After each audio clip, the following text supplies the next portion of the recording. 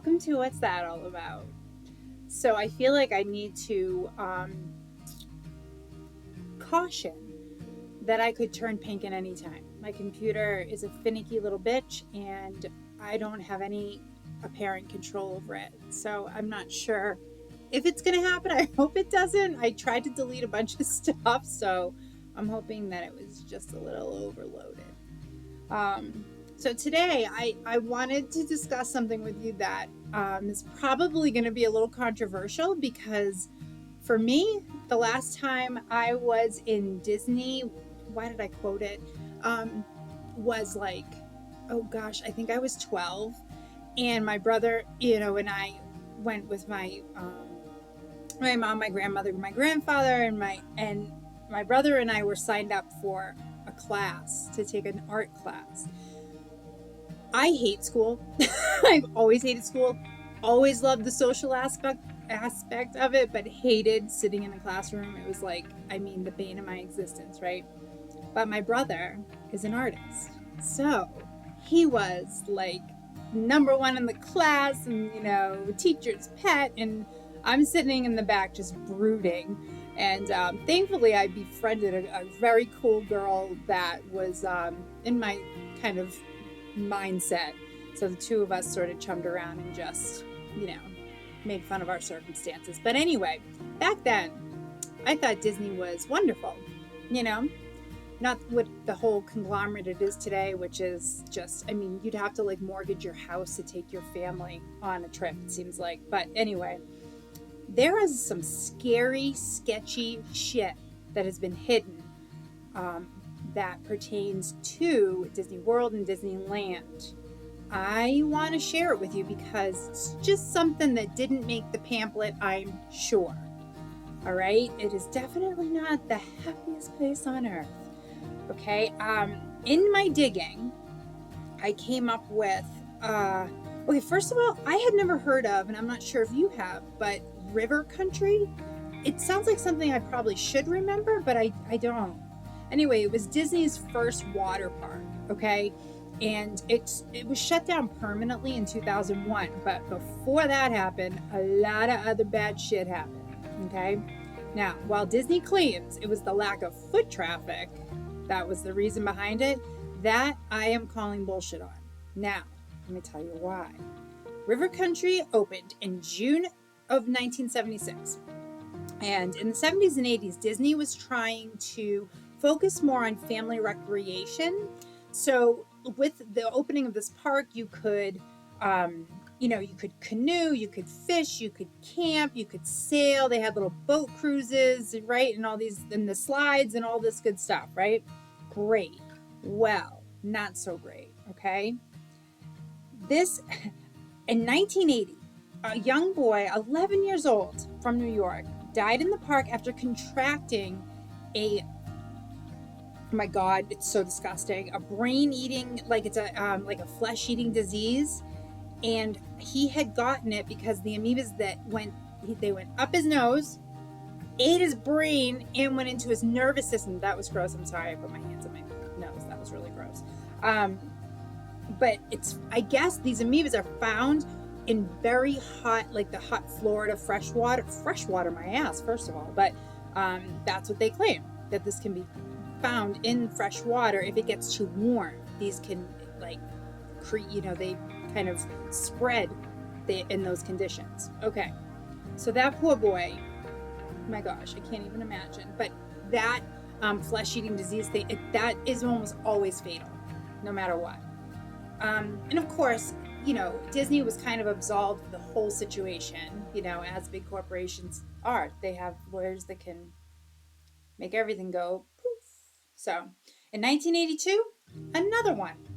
Okay, not the flesh-eating kind, a drowning. Okay, this poor 14-year-old boy from North Dakota died at the resort after going down the slide called the Whoop and Holler slide. So, I think I have a picture of it somewhere, either covering my face or this way or that way, whatever.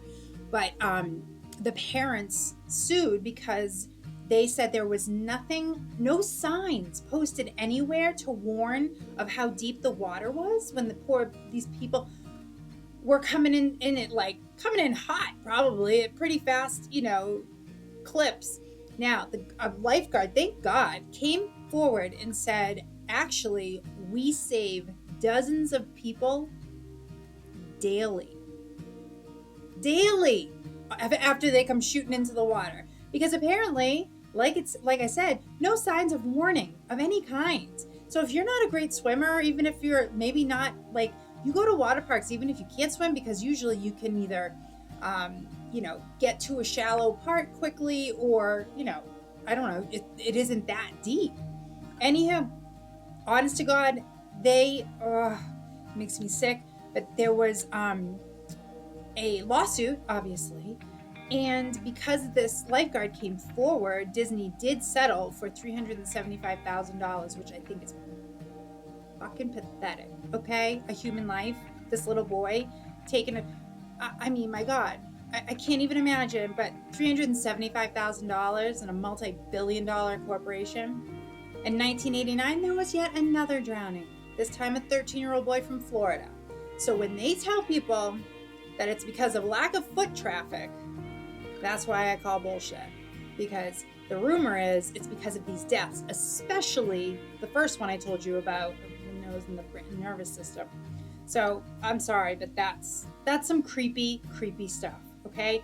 I certainly had never heard about it. I mean, maybe you have, and I'm just living under a rock, which could be, I'm old now. I'm like going to be 48 in a couple weeks.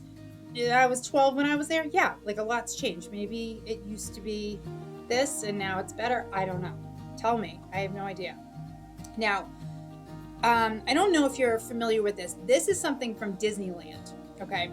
It's called the 24-minute rotating attraction, and it's actually the technical name of it is what the heck is it called? I had it written down. Oh my gosh. America in Motion or something, but it has those animatronics that the center of it doesn't move, but there are 6 stationary like America Through Time, things. So they have like these creepy little things doing their songs and all this stuff, and you move around. Okay, so the theater has this outer ring, and then it like rotates every 4 minutes, so hence the 24-minute attraction. Okay, at just 18 years old, this poor girl, now remember, I'm in 1974 here. Deborah Gale Stone. Okay, she was this like eager, so happy to have this job. She's working at Disneyland. Like, what a dream for an 18-year-old, right?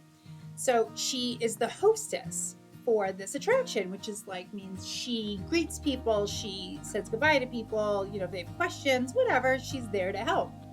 Well, she even called her parents before she went into work this evening. It was a night shift, and she was all excited and giddy. She called her parents to tell them that she was in love, and she wanted their blessing to get engaged, which she got very quickly from her parents. They were very happy for her, and they said, have a great night at work.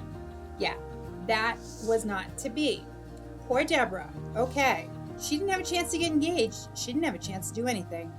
Between 10:35 and 10:40, she was crushed to death between 2 walls.